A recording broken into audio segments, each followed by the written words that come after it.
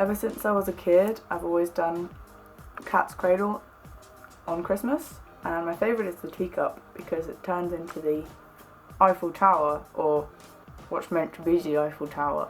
Merry Christmas Eve! If you're anything like me, then you can't sleep on Christmas Eve because of excitement, and so something that always helps me when I can't sleep is watching movies until I get tired. So I've written a list of my favourite movies and I'm going to tell them to you so that maybe you can watch them too. Number 1 is Ferris Bueller's Day Off, and I like this movie because I love Cameron with my whole heart.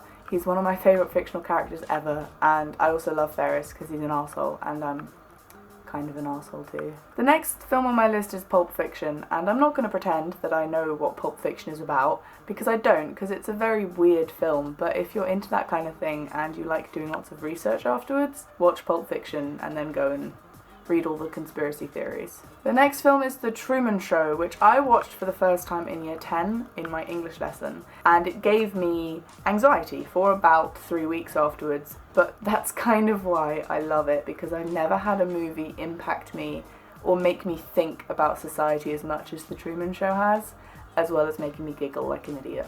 Of course I had to put Juno on this list because it has a lot of nostalgia attached to it for me. I watched it when I was about 14 and it's just a really cool, cute, kind of sad film.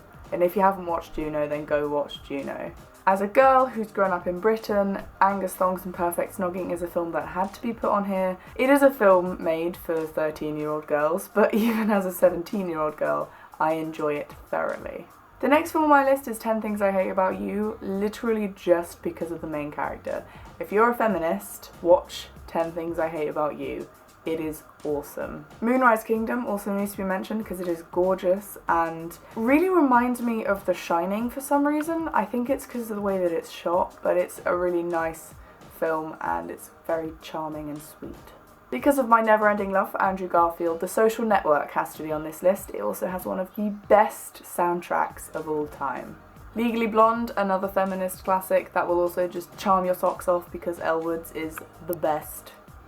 The best. The next film I want to mention is Fight Club because it is so smart, and it actually took me about 4 times watching it to actually appreciate it fully. If you like foreshadowing and clever dialogue and a movie that kind of fucks with your head a little bit, watch Fight Club.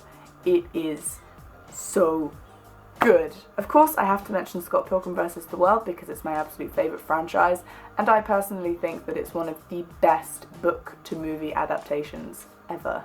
The next film is Easy A, which is another feminist comedy movie with Emma Stone in it, and she is so beautiful. Seriously, if you feel strongly about slut shaming and about pressure to have sex and homophobia, just all of it, if you get angry about those topics a lot, watch this film because it will make you happy.